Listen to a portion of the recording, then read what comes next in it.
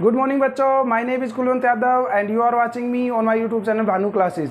तो dear student, आज के इस वीडियो में हम इक्विलिब्रियम यूनिट में एक टॉपिक आता है ली Chatelier principal. Class 11th unit रहेगी इक्विलिब्रियम, उसमें टॉपिक आता है ली चैटलियर प्रिंसिपल। उसको हम डिटेल से करवाने वाले हैं, एक एक पॉइंट खोल खोल करके बताने वाले हैं आपको।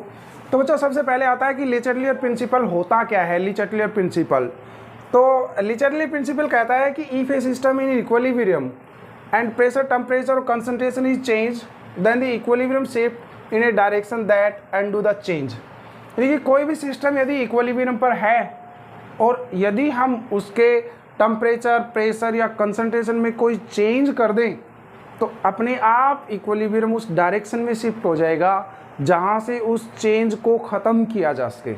ध्यान से सुनो एक बार कि मान लीजिए एक सिस्टम इक्विलिब्रियम पर है और आपने उसकी कंसंट्रेशन चेंज कर दी तो इक्विलिब्रियम थोड़ी देर के लिए डिस्टर्ब होगा, डायरेक्ट रिएक्शन उस डायरेक्शन में चली जाएगी जहां से कंसंट्रेशन के चेंज का प्रभाव खत्म किया जा सके।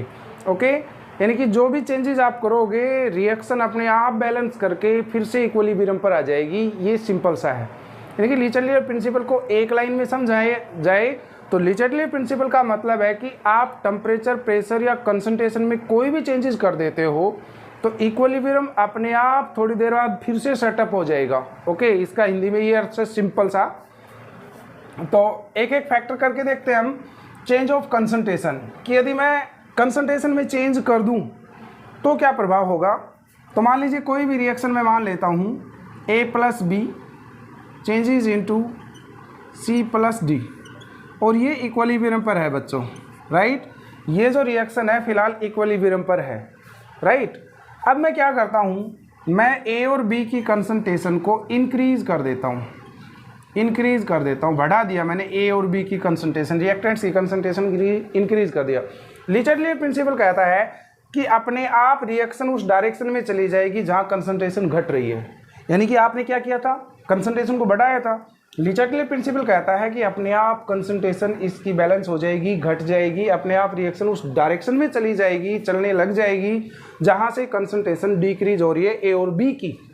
तो ए और बी की कंसंट्रेशन कौन सी डायरेक्शन में डिक्रीज होगी, ए और बी की कंसंट्रेशन इस डायरेक्शन में डिक्रीज होगी, क्योंकि जैसे ही डायरेक्शन फॉरवर्ड चलेगी इनकी कंसंट्रेशन डिक्रीज हो जाएगी और सी और डी की कंसंट्रेशन बढ़ जाएगी। यानी कि कुछ समय के बाद इक्विलिब्रियम फिर से सेटअप हो जाएगा।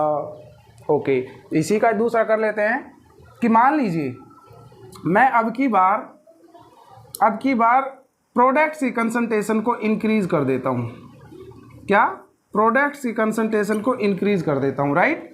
मैं रिएक्टेंट्स को नहीं छेड़ता, प्रोडक्ट्स की कंसंट्रेशन इंक्रीज कर दिया। तो ली चैटलियर प्रिंसिपल कहता है कि अपने आप रिएक्शन उस डायरेक्शन में जाएगी जहां से प्रोडक्ट्स की कंसंट्रेशन डिक्रीज हो रही है। मैंने क्या किया था, चेंज, कंसंट्रेशन बढ़ा दी थी प्रोडक्ट्स की, तो अपने आप कौन सी डायरेक्शन में चली जाएगी जहां से प्रोडक्ट्स की कंसंट्रेशन डिक्रीज होती है। यानी कि सी और डी की कंसंट्रेशन कौन सी डायरेक्शन में डिक्रीज होगी, बैकवर्ड डायरेक्शन में।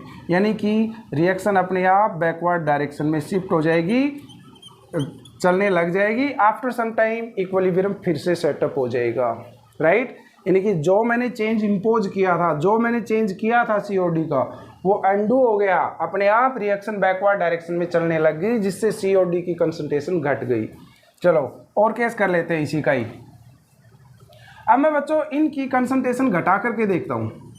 यानी कि मैं इस कंसंट्रेशन रिएक्टेंट्स की घटा रहा हूँ, तो मैंने क्या चेंज किया, कंसंट्रेशन घटाई। ली चैटलियर प्रिंसिपल कहता है अपने आप कंसंट्रेशन बढ़ जाएगी, रिएक्शन उस डायरेक्शन में चलेगी। यानी कि आपने कंसंट्रेशन को घटा दिया, रिएक्शन अपने आप उस डायरेक्शन में चलने लग जाएगी जहां से ए और बी की कंसंट्रेशन बढ़ रही है। ए और बी की कंसंट्रेशन किस डायरेक्शन में बढ़ रही है, ए और बी की कंसंट्रेशन इस डायरेक्शन में बढ़ रही है, क्योंकि आपको पता है कि जिस डायरेक्शन में रिएक्शन जाती है वहाँ बढ़ती है और पीछे जो रिएक्टेंट्स होते हैं वहाँ घटती है कंसंट्रेशन। ठीक है, तो बैकवर्ड डायरेक्शन में चलने लग गई रिएक्शन। कुछ समय के लिए रिएक्शन केवल बैकवर्ड डायरेक्शन में जाएगी। आफ्टर सम टाइम जब कंसंट्रेशन फिर से बैलेंस हो जाएगी, इक्विलिब्रियम फिर सेटअप उसमें हो जाएगा। चलो इसका भी केस कर लेते हैं कि मैं सी और डी को डिक्रीज कर दूं, तो यानी कि अब की बार मैं सी और डी को डिक्रीज कर रहा हूं, यानी कि प्रोडक्ट्स की कंसंट्रेशन को डिक्रीज कर रहा हूं। तो ली चैटलियर प्रिंसिपल कहता है डायरेक्शन उसमें जाएगी, मतलब रिएक्शन उस डायरेक्शन में चली जाएगी जहाँ से कंसंट्रेशन बढ़ रही है, क्योंकि आपने तो घटा दिया तो उसको न्यूट्रल भी तो करना है, घटे हुए को बढ़ाएगी रिएक्शन अपने आप डायरेक्शन में उसमें। तो कौन सी डायरेक्शन में सी और डी की कंसंट्रेशन बढ़ रही है, यानी कि फॉरवर्ड डायरेक्शन में। आई होप ये समझ में आया होगा ये पॉइंट। ठीक है, पहला पॉइंट क्लियर हुआ।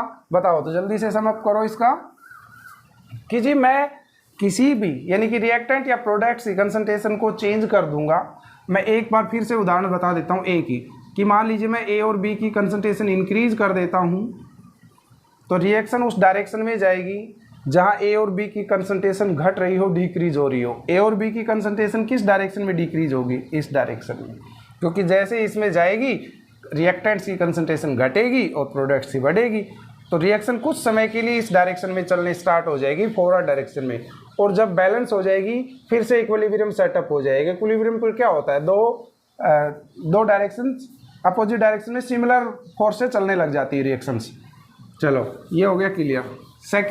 सेकंड पॉइंट कर लेते हैं कि मान लीजिए चेंज ऑफ टेम्परेचर करूं, मैं रिएक्शन की कंसंट्रेशन का प्रभाव देख चुका हूं। अब की बार बच्चों मैं क्या करता हूं, मैं टेम्परेचर में चेंज करता हूं। जैसे मान लीजिए मैं कोई भी रिएक्शन मान लेता हूं इक्विलिब्रियम पर है, जैसे मान लीजिए N2 + 3H2 और चेंजेस इनटू 2NH3 राइट। ये रिएक्शन इसकी फॉरवर्ड यानी कि अमोनिया नाइट्रोजन और हाइड्रोजन से रिएक्शन करने पर जो अमोनिया बनेगा वो रिएक्शन कैसी है, एक्जोथर्मिक। और कितनी हीट बाहर निकलती है, 92.4 किलो जूल पर मोल, 92.4 किलो जूल पर मोल, राइट बच्चों। और यदि यही रिएक्शन बैकवर्ड डायरेक्शन में जाए, क्योंकि हमेशा ये होगा कि कोई रिएक्शन फॉरवर्ड डायरेक्शन में एक्जोथर्मिक है तो बैकवर्ड डायरेक्शन में क्या मिलेगी, एंडोथर्मिक मिलेगी। तो ये एक्जोथर्मिक है और इसकी बैकवर्ड डायरेक्शन कैसी है, एंडोथर्मिक। ये पहचान होती है कि यदि किसी रिएक्शन की फॉरवर्ड डायरेक्शन एक्जोथर्मिक है तो बैकवर्ड पक्का उसकी क्या मिलेगी, एंडोथर्मिक होगी। यानी कि एक में हीट बाहर निकलेगी, एक में हीट अब्जॉर्ब करी जाएगी। अब मैं मान लीजिए रिएक्शन इक्विलिब्रियम पर है, मैं सिस्टम में टेम्परेचर बढ़ा देता हूँ, सिस्टम का टेम्परेचर बढ़ा देता हूँ, ओके, सिस्टम का टेम्परेचर मैं बढ़ा देता हूँ तो बच्चों क्या होगा, अपने आप उस डायरेक्शन में जाएगी जहाँ से टेम्परेचर घट जाए, डिक्रीज हो जाए, ओके। यानी कि मैंने क्या किया, हीट सप्लाई करी, टेम्परेचर में हीट सप्लाइड कर दी। टेम्परेचर बढ़ाया का मतलब है कि मैंने हीट सप्लाई करी, ओके। तो ली चटलेट प्रिंसिपल क्या कहता है, इक्विलिब्रियम उस डायरेक्शन में चलना स्टार्ट हो जाएगा जहाँ से हीट अब्जॉर्ब करे, क्योंकि आपने सप्लाई करके बढ़ा दी ना तो वो अब्जॉर्ब करेगा। तो अपने आप रिएक्शन कौन से डायरेक्शन में चलने स्टार्ट हो जाएगी, बैकवर्ड डायरेक्शन में। कब, जब आप सिस्टम में हीट बढ़ाओगे, सिस्टम को हीट सप्लाई करोगे तो रिएक्शन अपने आप बैकवर्ड डायरेक्शन में स्टार्ट हो जाएगी। एक पॉइंट इसका उल्टा करके देख लेते हैं। बैकवर्ड डायरेक्शन में यदि मैं सिस्टम की हीट डिक्रीज कर देता हूँ, okay, heat decrease, temperature decrease कर दिया तो अपने आप रिएक्शन उस डायरेक्शन में जाएगी जहाँ टेम्परेचर बढ़ रहा है। टेम्परेचर बढ़ने का मतलब एक्जोथर्मिक, ओके, क्योंकि एक्जोथर्मिक रिएक्शंस में क्या होगा, टेम्परेचर बढ़ जाता है क्योंकि हीट बाहर निकलती है।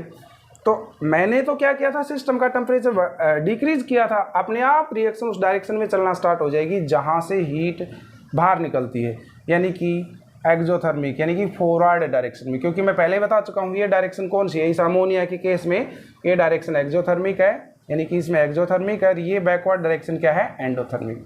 तो बच्चों मैंने क्या किया था, टेम्परेचर को घटाया था तो रिएक्शन अपने आप फॉरवर्ड डायरेक्शन में चलना स्टार्ट होगी, ओके। चलो क्लियर हुआ क्या, बताना एक बार फिर से कि मान लीजिए जी कोई भी रिएक्शन N2 + 3H2 ले लेता हूँ, एक बार जल्दी से इसको रिवाइज करवा देता हूँ। 2NH3, इसकी फॉरवर्ड रिएक्शन एक्जोथर्मिक है, हीट बाहर निकलती है, इसकी बैकवर्ड रिएक्शन एंडोथर्मिक मिलेगी पक्का, क्योंकि एक एक्जोथर्मिक है तो दूसरी अपोजिट डायरेक्शन में एंडोथर्मिक मिलेगी। मैं हीट सप्लाई कर देता हूँ, यानी कि टेम्परेचर इसको बढ़ा देता हूँ। तो ली चार्ली प्रिंसिपल कहता है अपने आप उस डायरेक्शन में जाएगी रिएक्शन जहाँ से हीट अब्जॉर्ब हो रही हो। यानी कि जैसे ही आप टेम्परेचर का हीट बढ़ाओगे ना, इस रिएक्शन की हीट बढ़ाओगे, अपने आप रिएक्शन एंडोथर्मिक यानी कि बैकवर्ड डायरेक्शन में स्टार्ट हो जाएगी चलना, और कुछ देर के लिए बैकवर्ड डायरेक्शन जाएगी, फिर से इक्विलिब्रियम सेटअप हो जाएगा। इसका उल्टा कर ले, हीट सप्लाई की बजाय यदि मैं टेम्परेचर डिक्रीज कर दूं, तो टेम्परेचर डिक्रीज का क्या प्रभाव पड़ा? रिएक्शन उस डायरेक्शन में जाएगी जहां से टेम्परेचर बढ़ रहा है। रिएक्शन का कौन सी डायरेक्शन में टेम्परेचर बढ़ रहा है? दिस। तो फॉरवर्ड रिएक्शन में इंक्रीज हो जाएगी, फॉरवर्ड डायरेक्शन में रिएक्शन चलना स्टार्ट हो जाएगी। राइट बच्चों? तो नेक्स्ट बताओ, चेंज ऑफ प्रेशर। नेक्स्ट क्या है कर लूँ।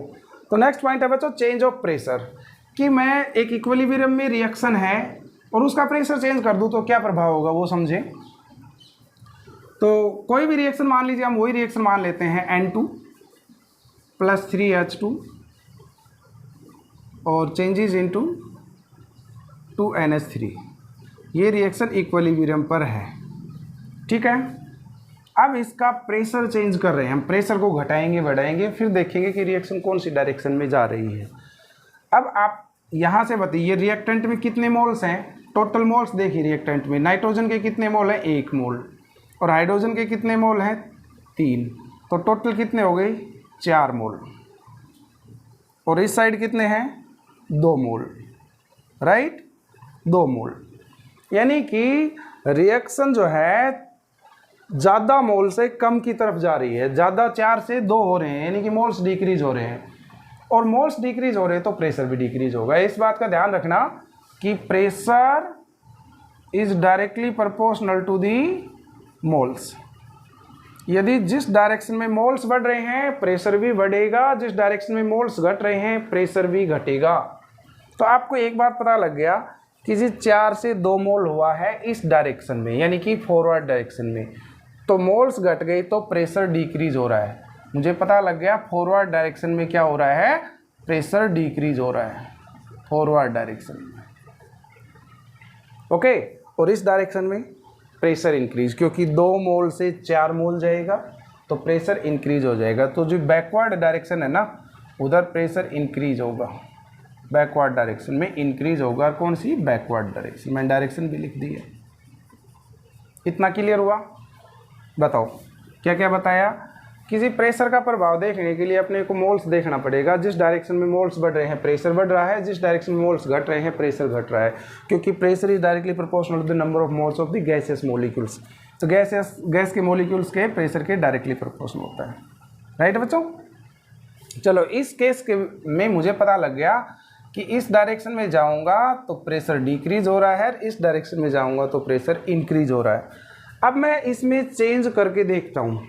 ओके, अब मैं इसके क्योंकि प्रेशर में चेंज करूँगा, मैं सिस्टम के प्रेशर को क्या कर रहा हूँ बच्चों? सिस्टम के प्रेशर को मैं क्या कर देता हूँ? इंक्रीज कर देता हूँ। यानी कि मैंने प्रेशर इंक्रीज कर दिया, पूरे सिस्टम का प्रेशर इंक्रीज होगा, रिएक्टेंट प्रोडक्ट्स का नहीं। जो सिस्टम हुआ उसका प्रेशर इंक्रीज कर देंगे। तो जैसे ही प्रेशर इंक्रीज किया, ली चैटलियर प्रिंसिपल कहता है रिएक्शन अपने आप उस डायरेक्शन में स्टार्ट हो जाएगी जहां से प्रेशर घट सके, क्योंकि आपने बढ़ाया है। रिएक्शन उसके प्रभाव को न्यूट्रल कर देगी, मतलब उसको कम करेगी, प्रेशर को कम करेगी। प्रेशर कौन सी डायरेक्शन में कम हो रहा है बताओ? प्रेशर इस डायरेक्शन में कम हो रहा है, यानी कि रिएक्शन अपने आप किस डायरेक्शन में चलना स्टार्ट हो जाएगी? फॉरवर्ड डायरेक्शन में। यानी कि जैसे ही अपने को अमोनिया ज़्यादा चाहिए तो रिएक्शन का प्रेशर क्या कर देंगे? बढ़ा देंगे। जैसे प्रेशर बढ़ाएंगे रिएक्शन फॉरवर्ड डायरेक्शन में जाएगी, अमोनिया ज़्यादा से ज़्यादा बनना स्टार्ट हो जाएगी। दूसरी बात, अब मैं प्रेशर को इंक्रीज कर देता हूँ, डिक्रीज इंक्रीज तो कर ही लिया। अब मैं सिस्टम के प्रेशर को डिक्रीज कर देता हूँ। राइट बच्चों? सिस्टम के प्रेशर को क्या कर रहा हूँ अब की बार मैं? डिक्रीज। तो ली चैटलियर प्रिंसिपल कहता है कि रिएक्शन अपने आप उस डायरेक्शन में जाएगी जहाँ से प्रेशर बढ़ रहा है। प्रेशर कौन सी डायरेक्शन में बढ़ रहा है? जहाँ मोल्स बढ़ रहे हैं। मोल्स कौन सी डायरेक्शन में बढ़ रहे हैं? 2 से 4 इस डायरेक्शन में हो रहे हैं ना मोल्स। तो रिएक्शन अपने आप बैकवर्ड डायरेक्शन में चलना स्टार्ट हो जाएगी। तो ये हैबर प्रोसेस में भी काम आता है। हैबर प्रोसेस में कैसे? किसी मान लीजिए मुझे ज़्यादा से ज़्यादा अमोनिया चाहिए, मतलब ज़्यादा से ज़्यादा अमोनिया का मतलब है कि मुझे ये डायरेक्शन चाहिए। तो ये डायरेक्शन कब आई थी? अभी। तो ये डायरेक्शन बच्चों कब आई थी? जब हमने प्रेशर को इंक्रीज़ कर दिया था, क्योंकि जैसे प्रेशर इंक्रीज़ करेंगे रिएक्शन उस डायरेक्शन में जाएगी जहाँ प्रेशर घट रहा है, और प्रेशर कौन सी डायरेक्शन में घट रहा है? फॉरवर्ड डायरेक्शन में। ठीक है बच्चों, तो ये मैंने बहुत डिटेल से आप लोगों को ली चटलियर प्रिंसिपल किया, समझाया। मुझे उम्मीद है आप लोगों को ज़रूर समझ में आएगा। वीडियो पसंद आए तो लाइक शेयर ज़रूर करें। धन्यवाद।